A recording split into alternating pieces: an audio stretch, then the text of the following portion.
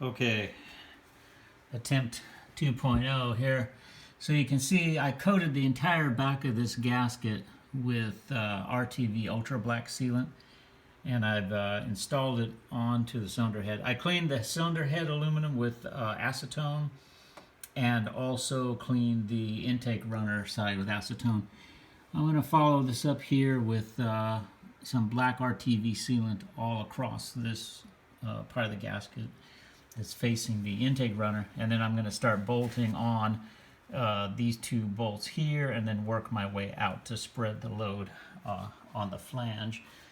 And then you can see over here what I did on this part. It's kind of a little hard to tell.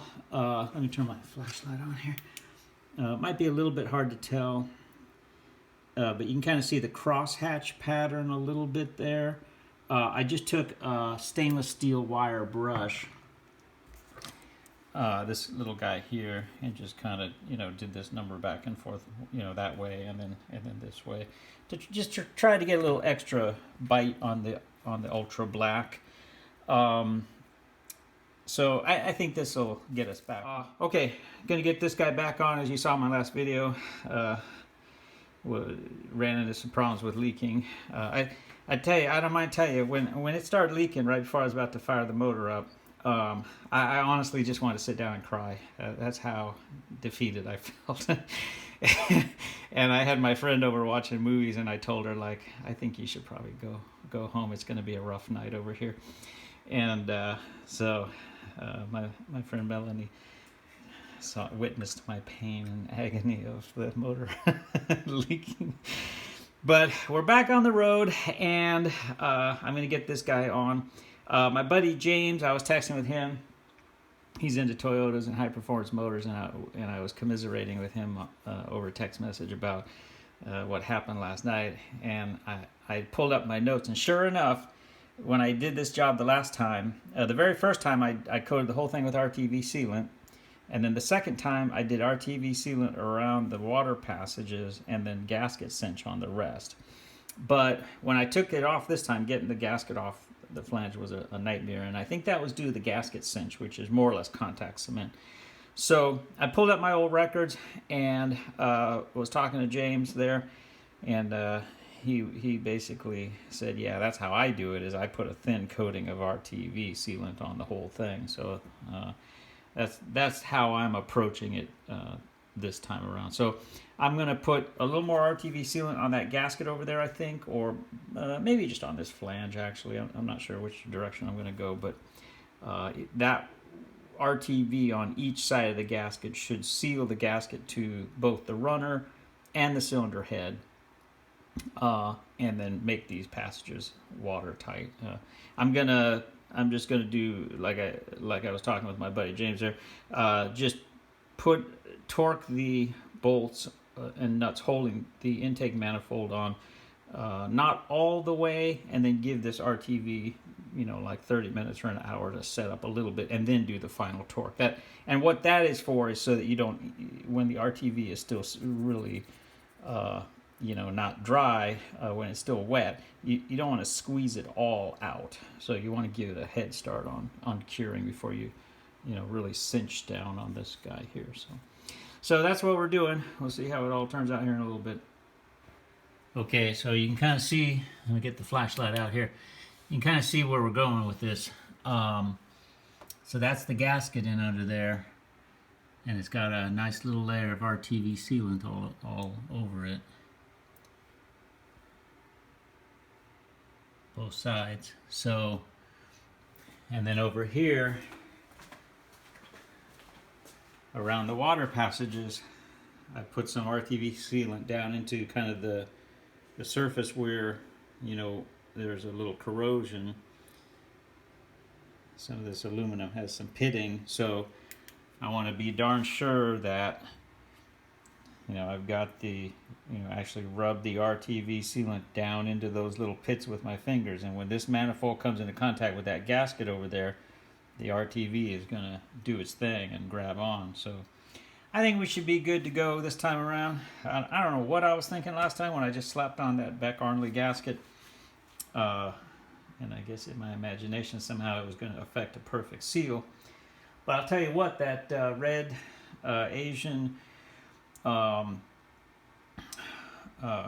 coolant, the stuff that you get off Amazon for the Toyota, that stuff is awfully slippery. I forget who makes it, but it's I'll put the link in the description, but that's the coolant for the 22RE and most of the Toyotas, and it's referred to as red Asian coolant, and that's the one that I'm running on the motor these days, and that stuff seems like it's exceptionally slippery stuff. I don't know what the deal is, but it seems like if there is a pinhole or a crack or anything, that stuff is gonna get out, and you may have seen in some of the areas on the motor, you know, I had a double clamp down my hoses, and I tried to use silicone hoses on the motor at one point, and you forget it, man, that stuff slips right past the slippery little surface. So anyways, fun times getting the coolant to stay in the motor. You can see the routine here. I'm going to slap this on the cylinder head, do a light job torquing things down, and then give it, you know, 30 minutes or an hour to set up, and then I'll run through, do the final torque, and we should be back on the road over here. Okay, we've got the intake runner back on the motor. I haven't done the final torque on the bolts, or the nuts rather, here, so they're just cinched down kind of hand tight. According to the RTV black instructions, you want to let the silicone cure up for about 1 hour before doing the final torque, so I'm going to do that. I also have, you can see down here, the little crossover pipe with a little bit difficult to see there, but I've got a little bit of RTV ultra black smeared around that, and I have a new O-ring, and then there's a couple of M6x1 bolts that come up from the bottom.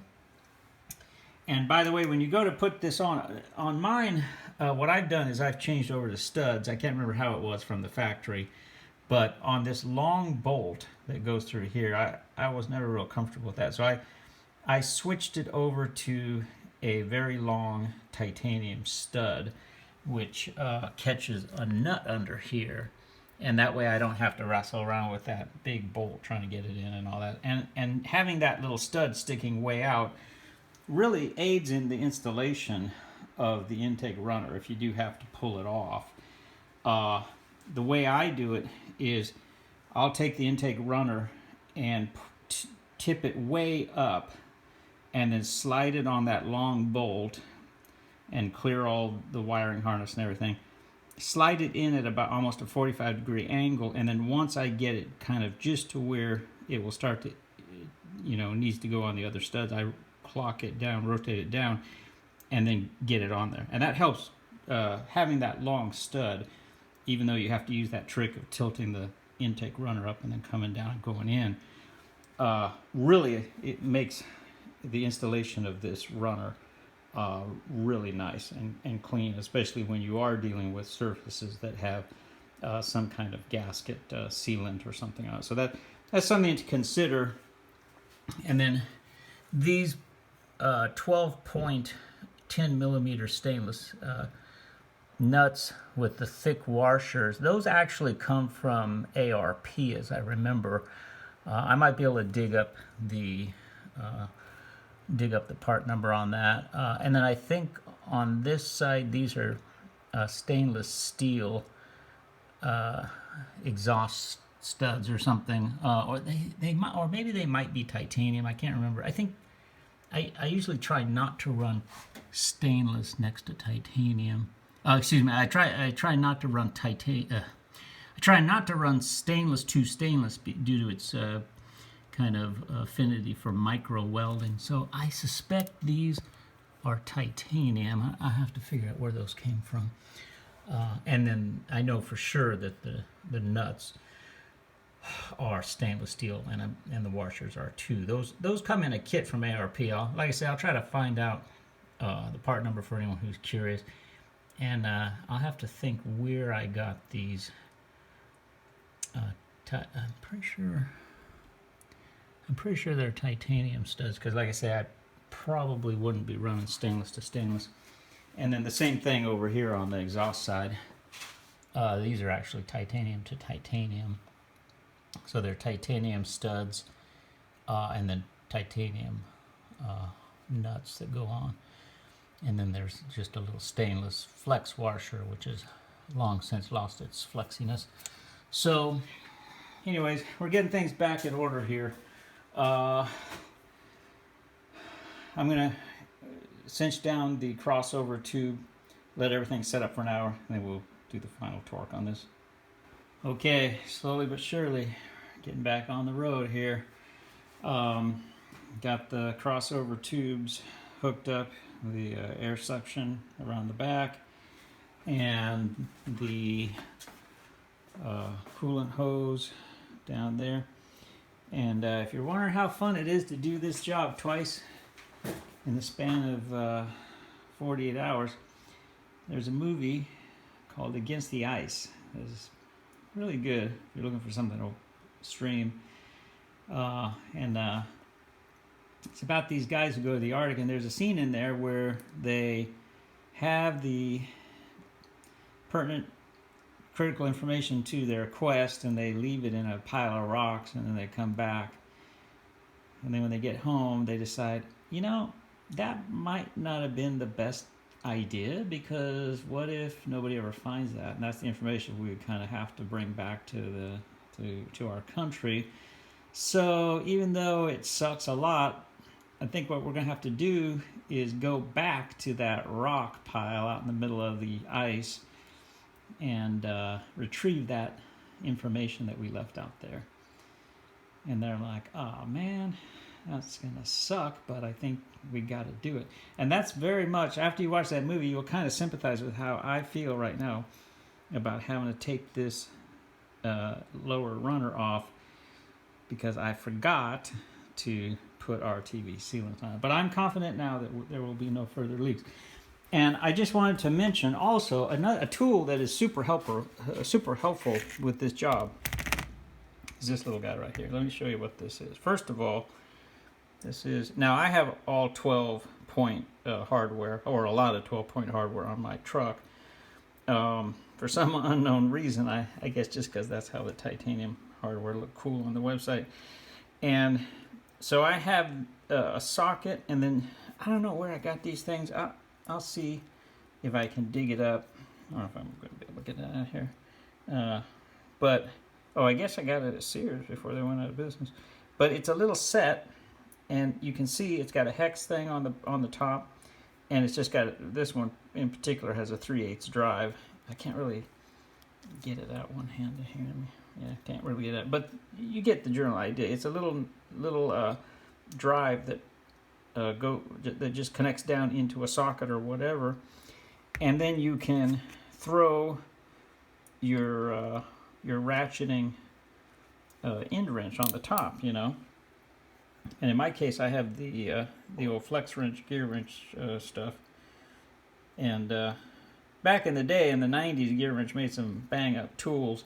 They've gone the way of all the sellouts and started producing stuff in China. So I'm not a big fan of these guys anymore. But the older stuff is, you know, darn near as good as Snap-on stuff. So I have a bunch of the old original gear wrench tools, clear back to the days of when they got started with infomercials. And it's really good stuff. So this is the flex wrench. And even their stuff made in Taiwan and China is not half bad. It's just not quite as good as the old stuff. But you see the idea. It's really handy because when you're working on those crossover pipes in the back behind the cylinder head, this number will really save you a lot of headaches, because you can kind of get the socket on the back of the nuts, you know, whether you have 12-point or not, and then you can kind of slip the wrench in there, and you kind of end up with sort of a super low profile ratchet, you know, by comparison of a standard ratchet. And it may not seem like much, but it's just enough to help you out back there. Also, by, you know, if you look at a normal ratchet here, which is a little thicker, you've also got to contend with the lever on there, and that thing can get flipped when you least expect it and when it's most inconvenient. And by having this set up here, you know, you do away with that, because changing the direction is just a matter of flipping the show over. So I wanted to show this, and as I say, if you want to feel my angst today, go watch Against the Ice, and you'll start to get a feeling of what it's like working on this truck and doing the same job twice in a row. So we're getting there. About to do the final torquing on the manifold here, and set up this RTV sealant once and for all. And like I say, that sucker's going to be watertight. It's not a question anymore. No water's coming out. No coolant, no antifreeze is getting out second time around. So stay tuned. Okay, so what we have here is we have my Depth Tech bore camera, and I'll go more into that in a minute.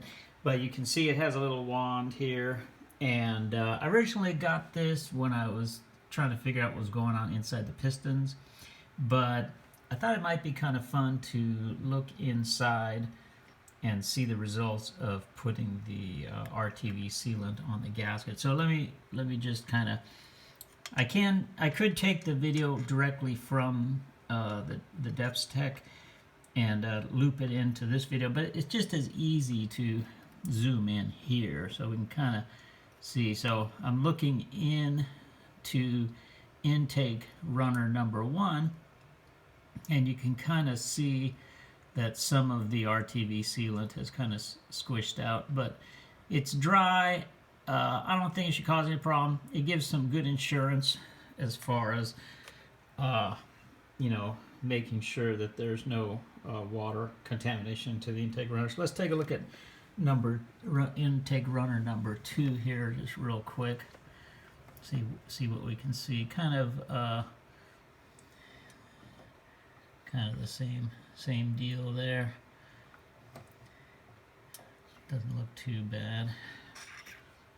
Go here to number 3.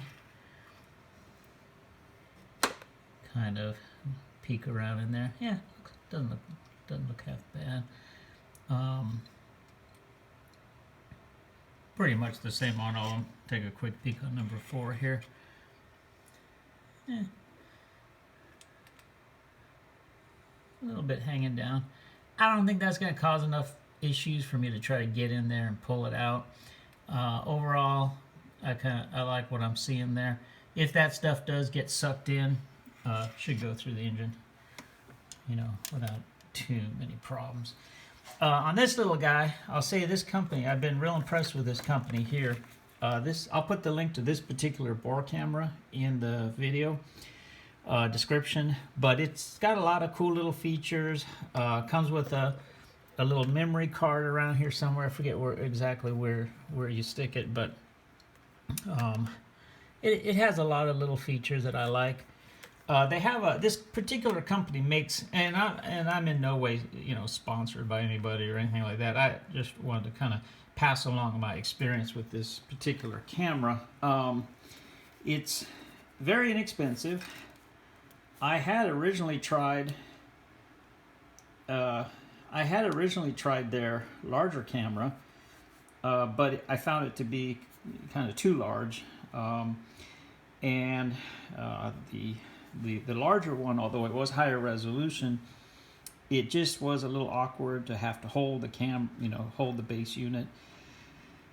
And also the case that it came in, the plastic case, had a weird smell to it. And I wrote to the company. I said, hey, I got your camera here, but the smell is really weird. And they said, oh, you know what? You might like this other camera we have. It's not as big, but it's really highly regarded by our customers. And it turned out to be this one here. And I emailed back and forth with the tech guy from this particular company, the Depth Tech. And I was just really impressed with kind of how concerned they were, and their, with my issues and things. I ultimately ended up with this little guy, and I've been super happy with it. Like I say, it's not very expensive, and it does everything I need, you know, real well. Has some cool little features on it. The thing I like kind of the most about it is that the little camera is very thin compared to the other one that I had. Also, this one has several, you can kind of change the direction of where the LED is looking, excuse me, where the LED is shining. And I think you can even kind of change the orientation of how it's looking. So it's got a front looking camera, and then it's got a side one here, and I think it's got it's got a side one here. So that's pretty handy with the controls, because when you're in a tight area, you can't always rotate the camera around, but you can punch the button, and the little camera can kind of do this, you know, and look that way, look this way, and look forward.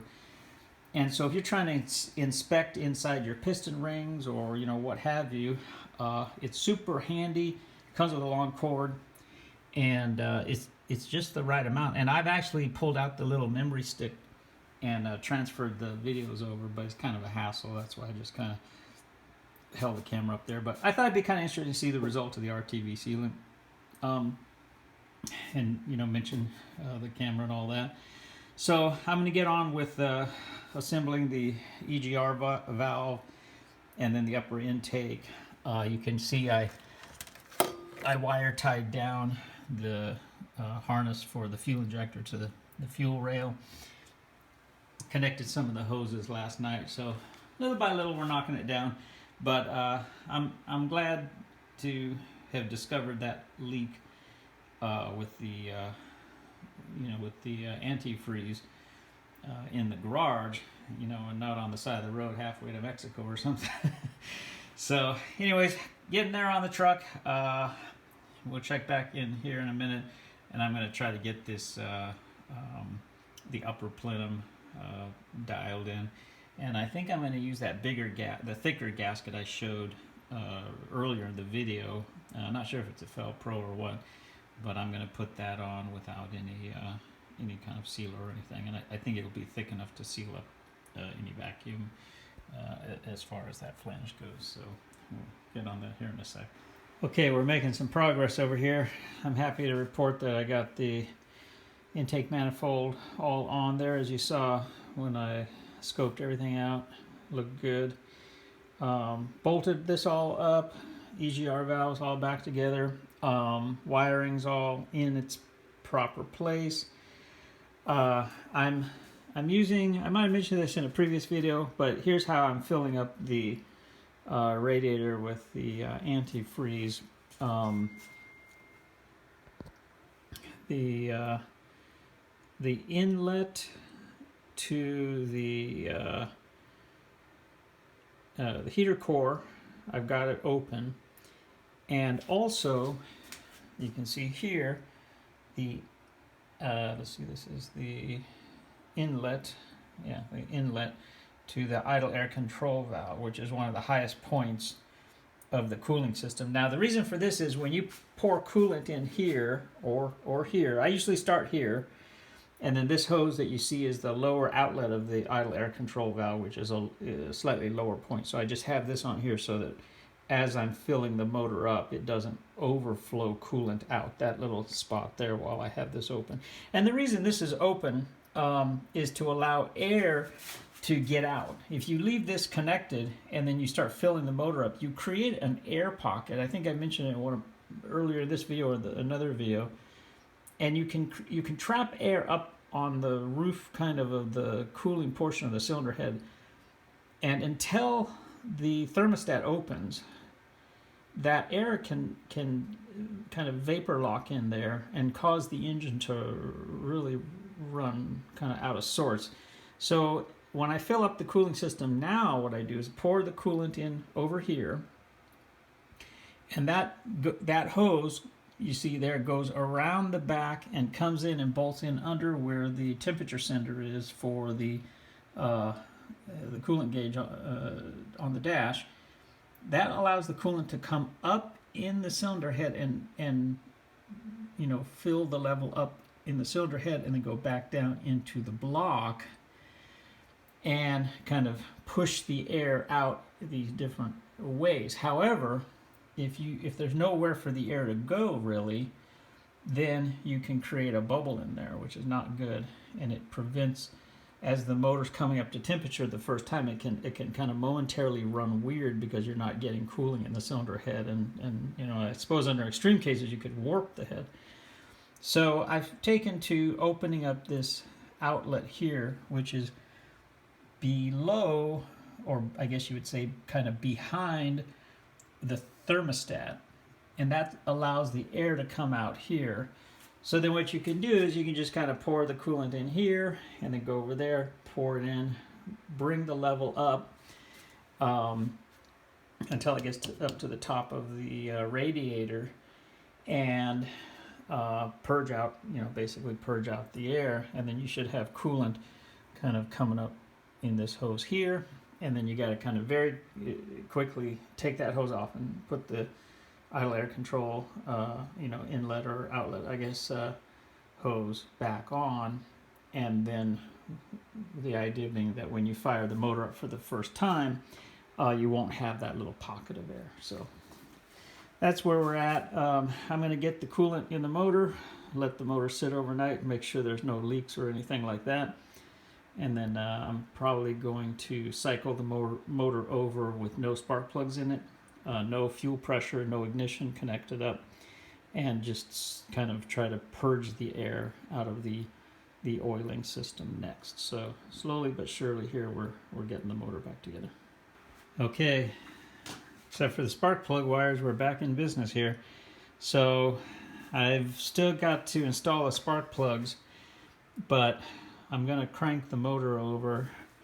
Make sure everything's clear here. I'm going to crank the motor over a few times just to prime the oil system. So you can see I do not have the EFI 15 amp fuse in. That's going to prevent power going to the fuel pump. So we should not end up with any pressure on the fuel system. But I will be able to crank the motor over and see if the oil pressure comes up here. So let's jump in the truck and do that. Okay, we're in the truck here and we've got power again. So what we want to do is that upper left hand corner, we want to crank the motor over a little bit here and see if we can get some oil pressure happening. And this is that's the oil pressure down there, so that should remain at 0.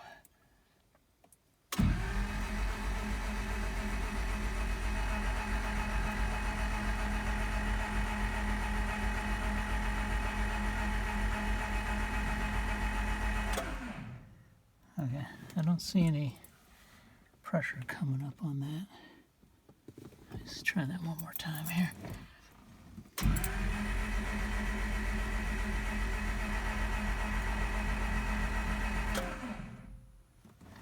Okay, well, maybe we're not able to get pressure on the gauge there. Try one more time here.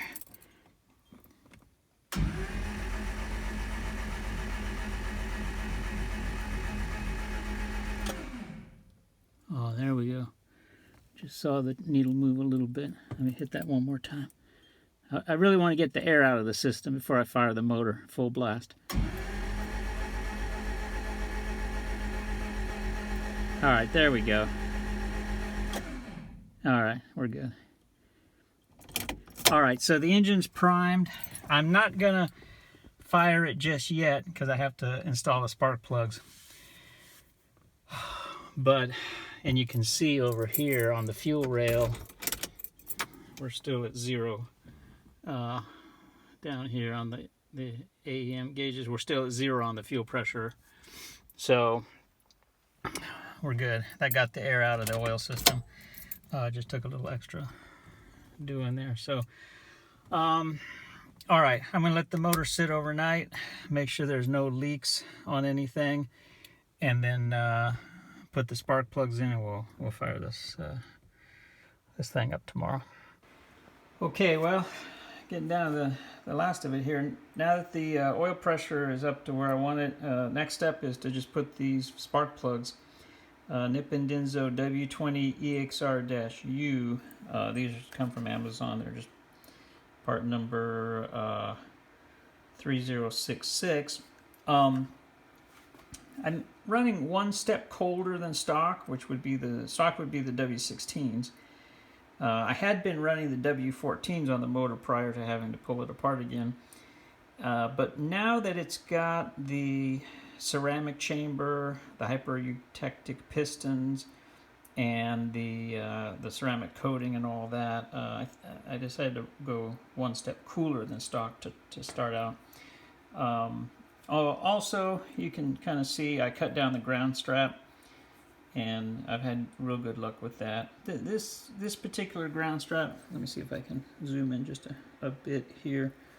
This particular one is about twice as high as I normally do, but I wanted to put it up a little more just to see if the spark will kind of stay on that little spot there. So we'll see how that does.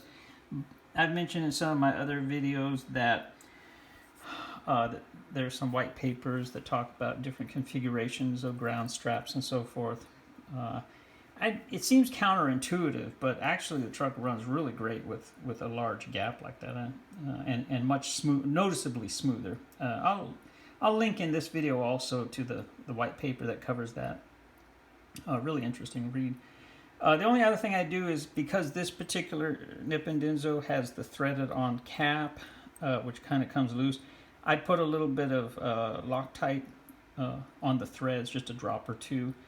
I use Loctite 680, which is a bearing retaining compound, and I've had real good luck with that locking on this cap. Also torque it down, but I put the thread locker in there. So we'll get the plugs in the truck, and then we should be ready to fire things up.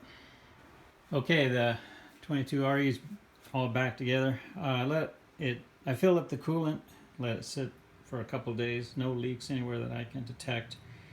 So let's, I haven't done the final timing or the final purging of the coolant, but I do want to see if the motor fires right up, so let's give it a shot here. Okay, this will be kind of interesting because the truck hasn't fired up in a couple months, I think. Let's see here what we got. All right, normally the Toyota fires right up, so give it a little gas here to keep the throttle open a little bit, just in case of a backfire or something.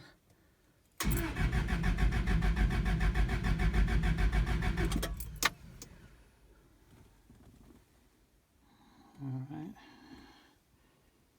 18 psi on the fuel pressure there.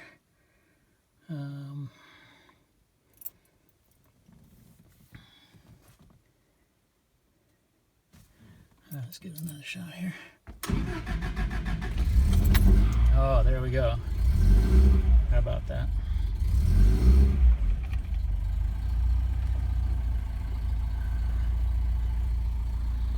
I was running a little on the rich side down there.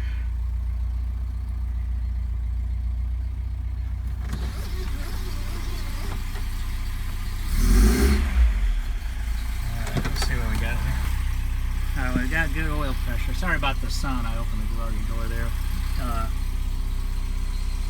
So we got oil pressure there.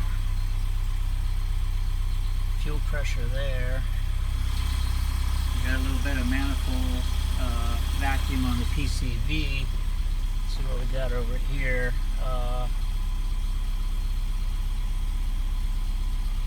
Water temp and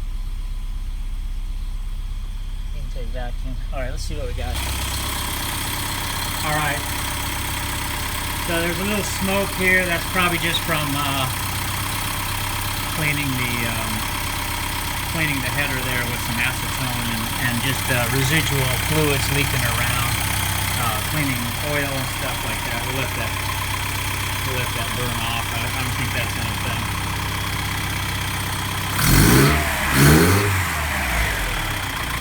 Sounds pretty good. Now I got to take this thing out and go Well, first of all, I got to purge the coolant, get some air out. All right, well, she's back up and running. I'm going to, I need to check the timing down here, obviously. Although I have a little mark on my distributor, so it should be pretty close. I'm going to go ahead and shut things off.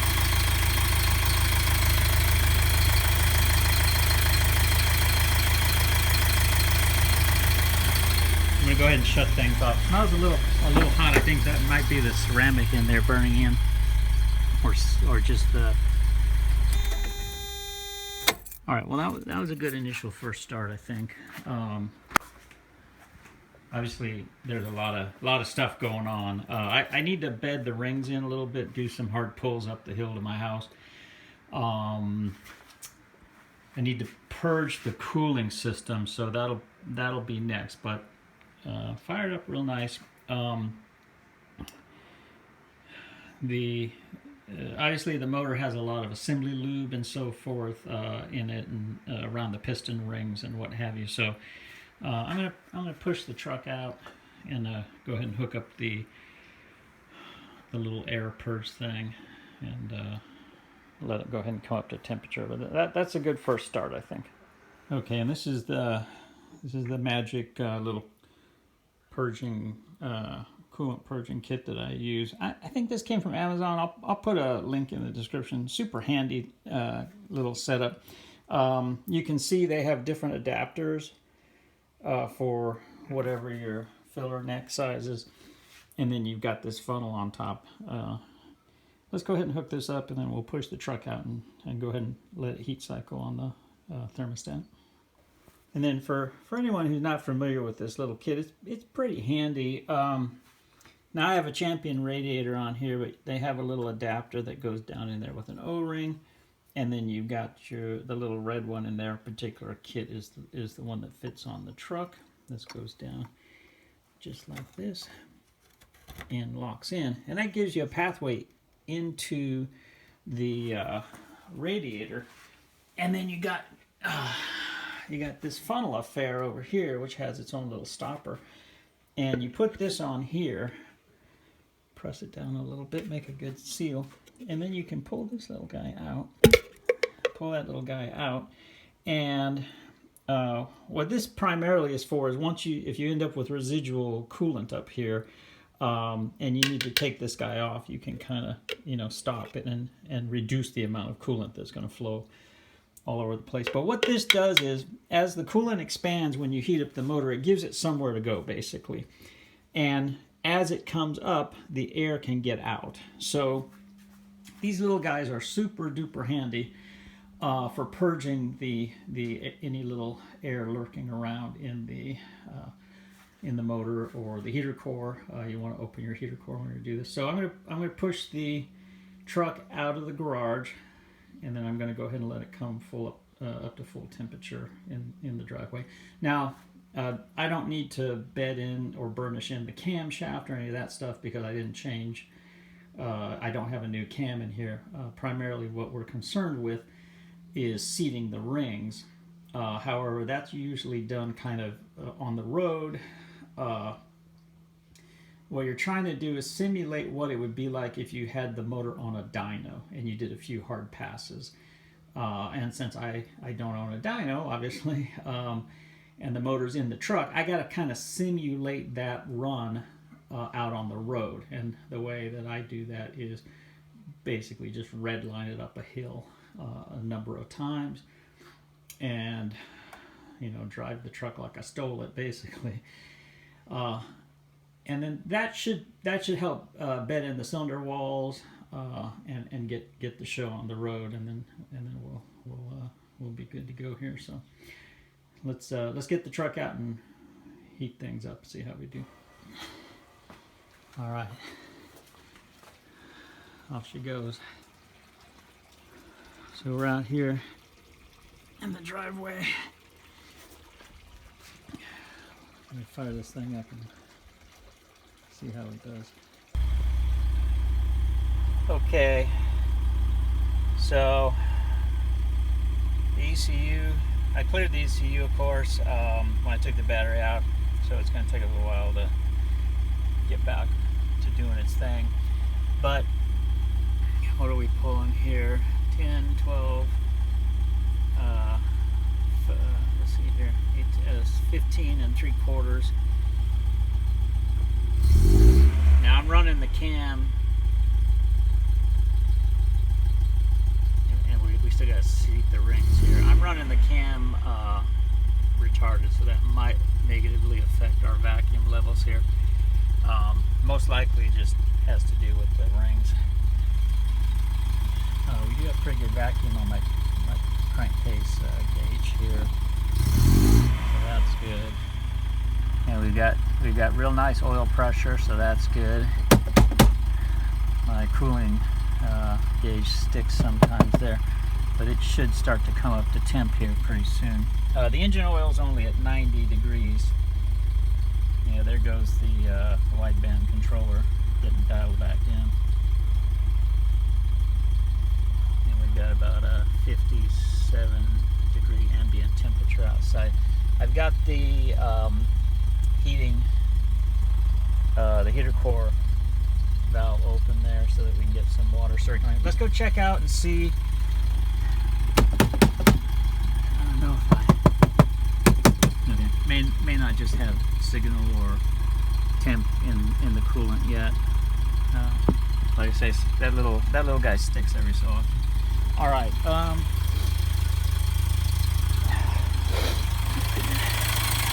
So you can see what we're dealing with here. We got a little bit of coolant in there, and I'm going to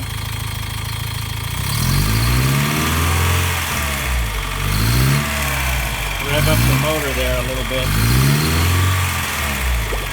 and you can see we're starting to get the air purged out here. Squeeze the hoses and try to help things along. Now we don't have the thermostat open yet. It's getting warm, but not open yet.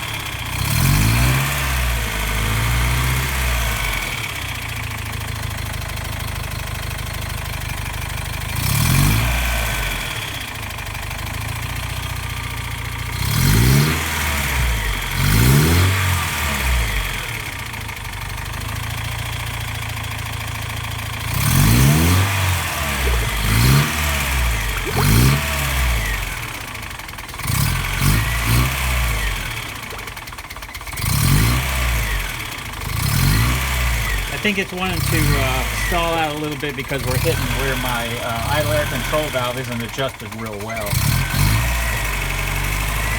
I'm also going to have to readjust the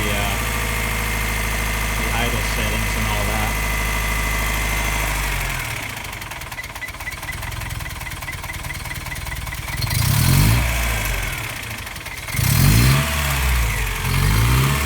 Okay, looks like something might have opened here.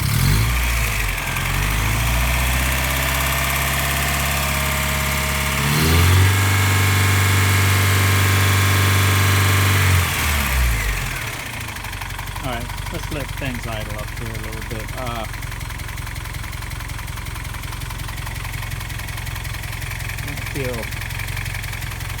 don't feel any coolant flowing yet here, so it must have sucked in some coolant. But we still got a decent level there, so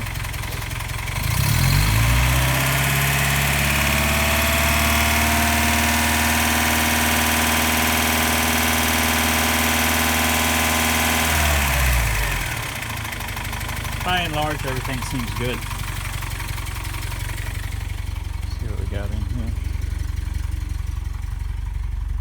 See if our coolant gauge wants to do anything. There it goes. A little bit sticky there. Alright, so we got all the gauges up and running. Idle's a little low, 600. What do we got over here? 14 inches of vacuum. We don't have any return water coming from the radiator yet, so the thermostat's not open. Got 116 degrees on the oil temp, 37 psi on the fuel rail. ECU's got it just a hair rich, which is where I've got it set. I don't want to cook my pistons or anything, so I usually I'm running 2 clicks richer on the airflow meter. Got a nice steady vacuum on the PCV system, so that's good.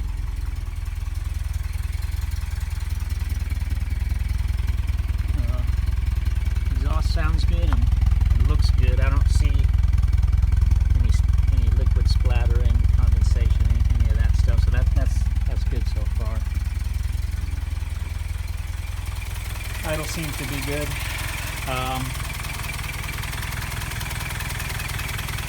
Let me check, make sure I got coolant flowing. Okay, so I got temp on the idle air control circuit. Hoses coming out and in. I don't think the thermostat has cracked open quite yet.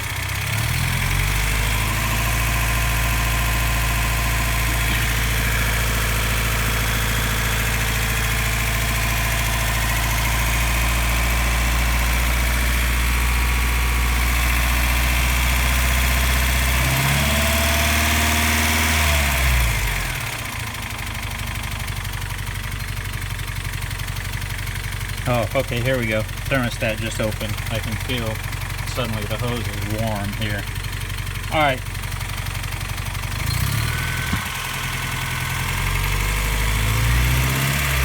All right, so that's just the reason that's low is because that's just the air that's gotten out, I think. Let me add a little more, and I have I'm up to half on the overflow tank, but because we don't have the cap on, it won't draw that back in. Let me add just a little bit of distilled water to the mix here, and then let this thing get up to temp a little more. Okay, I added some coolant here. Trying to get the last of the air out. Once the system's pretty much topped off, the air will tend to purge out through the heat cycles over to the overflow tank, as long as the system is closed. But I do like to kind of help out here as much as I can with revving the motor.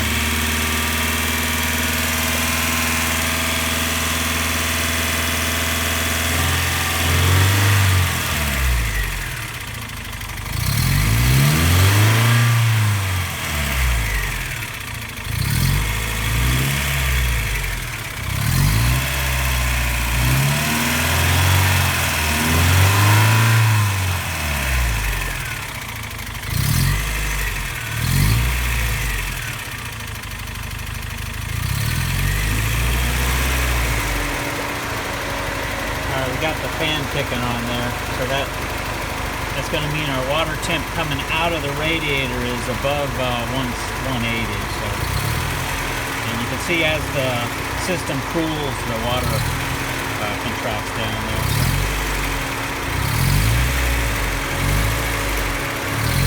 All right, let me grab the radiator cap on the fan's running. Okay, we're back in business here. I got this. So what I did there, in case you missed it, was when the cooling fan came on, it dropped the temperature of the entire system, and that caused the water volume to contract a little bit, or kind of get back into the motor, I guess. And that dropped the water enough that I could run and grab the cap and put it on. And now as it heat cycles again, it should spit out into the overflow and get the last of the air out. So let's check the gauges one more time here. I think we're largely back in business here. Yeah, you can see this is the gauge on your left there is the return temperature coming out of the radiator, and when it hits 180 or 190, the cooling fan will go on. Now I also have the cooling fan set here, so I can just turn it on, and then you see that it starts to drop the water coming out of the outlet of the radiator heading back into the motor. Now if I don't manually turn this on, what'll happen is the the fan switch will trigger it, and I'll still see the red LED glowing to indicate that my fan is running there. So, all right, I think we're good for now. Let's turn this guy off. So that's pretty good there. Everything sounds pretty good. I won't, until I break the motor or until I set the rings, I won't really know for sure. I'm gonna, now that we have temp, I'm gonna jumper the diagnostic box and confirm where the ignition timing is, and then I'll take the truck out here for a test drive in a minute. Okay, well, I set the ignition timing. As you can see, I'm full over here on the adjustment range. I don't know if that's on account of the adjustable cam, or if I just got one. I think I've got one tooth misaligned maybe. So I've got it set to 5 degrees, and then when you pull the jumper, it comes out to more like around 10 or 11. So I'm gonna take the truck on the road, see if we can break the rings in here, or seat the rings rather, I guess. Okay, well, we're on the road.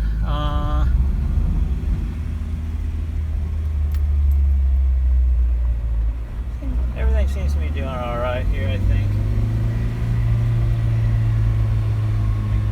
The off-idle vacuum is about where it normally is. Motor seems to rev a little better past 5,000, but definitely lacking torque down low. I'm gonna drive a little bit more here. We'll see how it comes together. Okay, going down the hill to the house here, the off-idle vacuum is pulling higher levels than I've ever seen. Usually 24 was the max, and I'm pushing almost 26. So that's a good indication that the rings are seating up, and we have better vacuum on the motor. So that's encouraging. I'm going to come back up this hill I'm going down right now. Okay, well, I just did a. Let me shift here. I just did a hard pass up the hill here.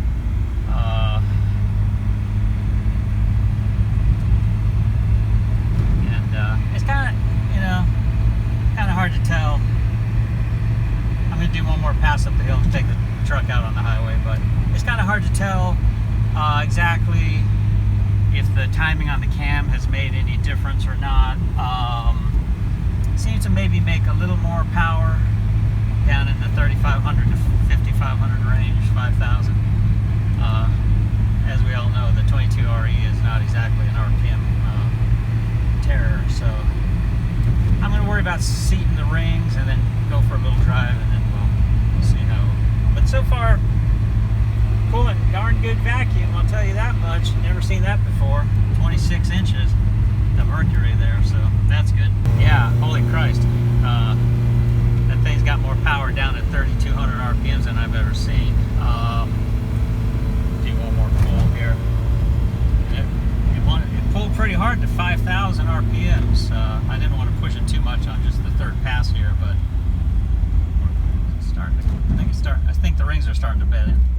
Okay, pass number 3 up the hill. I don't think I've ever seen my motor actually redline at 6,000 RPMs before, nor has it gone up this hill at 2,400 RPMs, so it's looking encouraging here. All right, before my neighbors call the sheriff on me, I'm gonna cruise into town.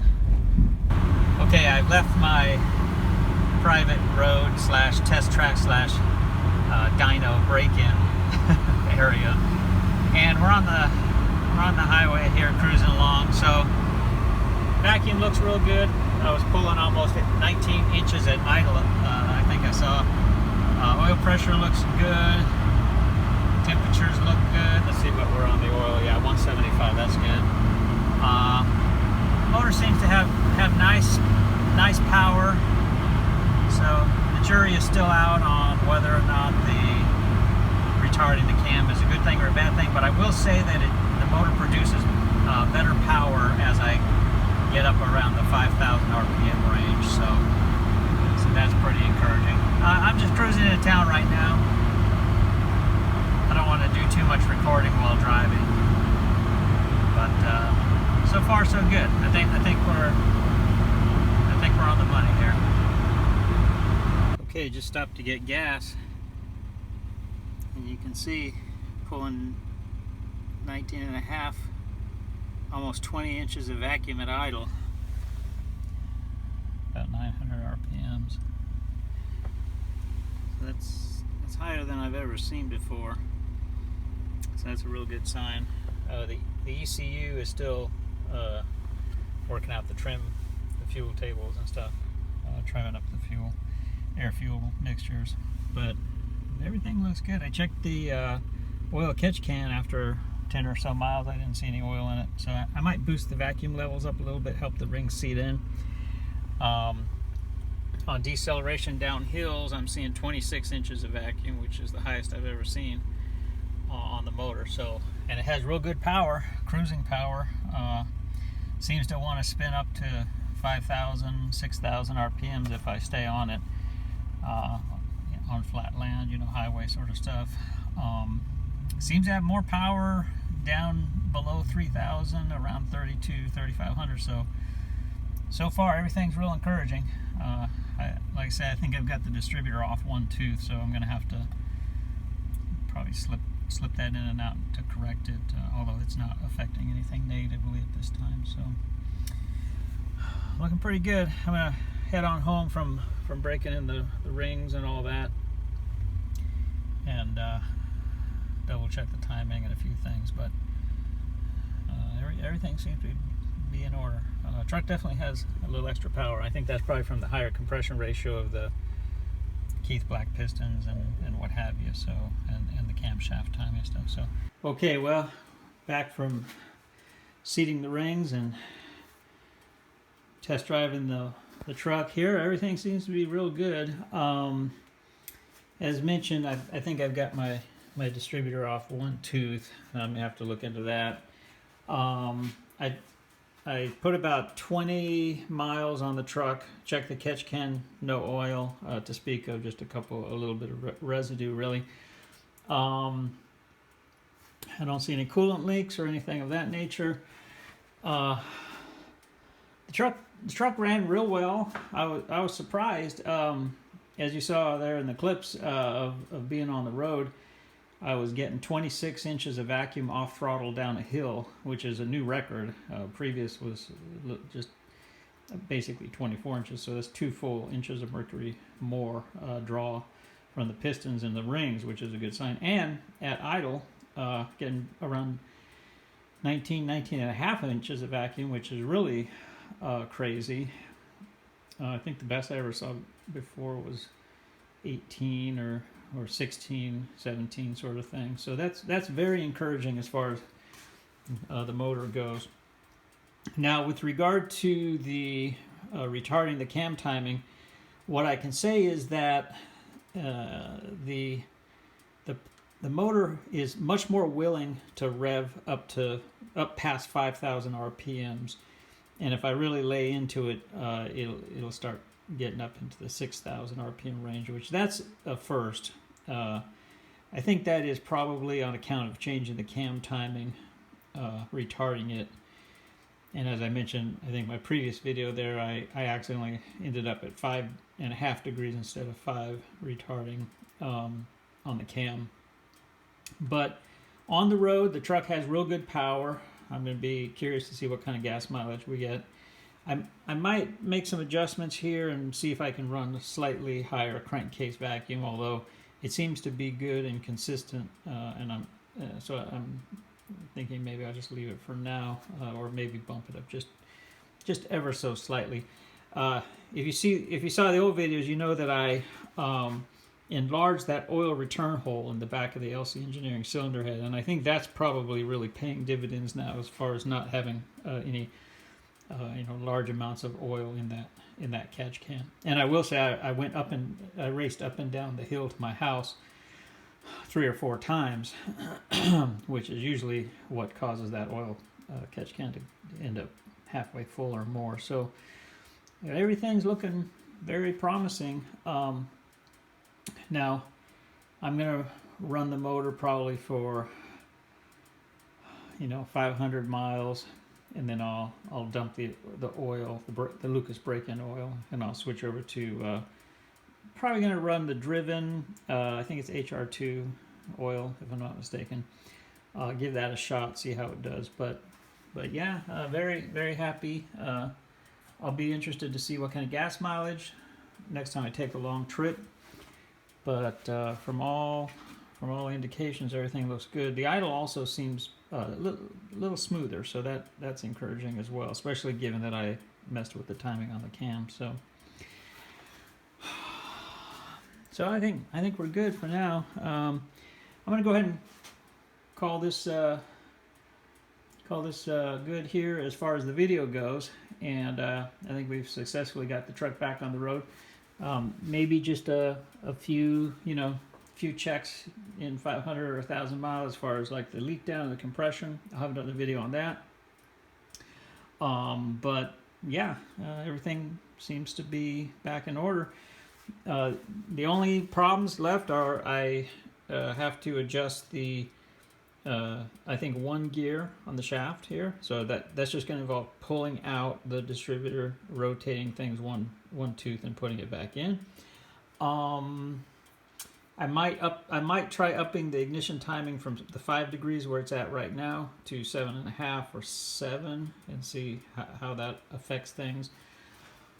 The only other thing was when I was cleaning out my desk, my workbench over there last night after fully assembling everything, I ran across one extra bolt, and I was scratching my head like, what did I forget a bolt? Sure enough, on the oil sump, I'm running a 4x4 oil sump on this thing with a 4x4 pan, and I guess I just forgot so on that sump it bolts over here with 2 bolts, which I swapped to titanium bolts, and then it runs over and goes down to the sump, and off the sump is a bracket that bolts with a long bolt up to the bottom of the motor.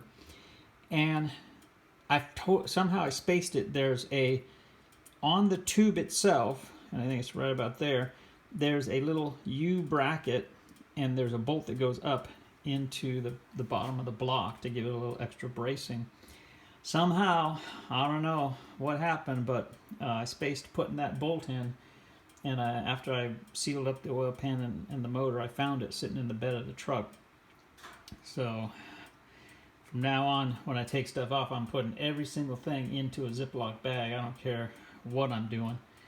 So luckily that bracket rests up against the bottom of the block, and I don't think there's enough vibration involved to cause any issues with that. But next time I pull the oil pan off to inspect the rods and the caps and everything, I definitely will put that bolt in, and hopefully I won't ever do that again. So anyways, that's it for the video. Hope you've enjoyed kind of watching the progression of getting the motor back together here, and getting it broken in, and kind of the different steps. I will say that my pouring in the coolant with the idle air control valve feed line off really worked like a charm, because when the engine came up to temperature, I didn't have that kind of weird rough running that normally happens, which, as I've mentioned, I think is on account of having an air pocket there. So really glad that kind of took care of that weird filling the cooling system and firing up the motor sort of stuff. But yeah, truck ran really great. I hammered on it on the highway going up and down the road and a few hills and stuff, and it definitely seems like it has a touch more power. That might be on account of the higher compression ratio, or porting the manifold a little bit, or just by virtue of the fact that we actually have rings that appear to be sealing now. All those little things, I think have translated into a little bit better power delivery. And so far, anyway, I'm liking having the cam retarded 5 to 5.5 degrees, as far as allowing the motor to kind of, it seems like it produces kind of a little bit more power as you run through the power band, and it seems to pull a little harder up in the 4,000 and 5,000 range. So that's going to be, I think that's going to be real nice for cruising on the highway at 85 or 90 miles an hour. So All right, well, thanks for watching the video. Hope you enjoyed it. As always, if you got any questions about anything that I've covered here, feel free to use the comment section below.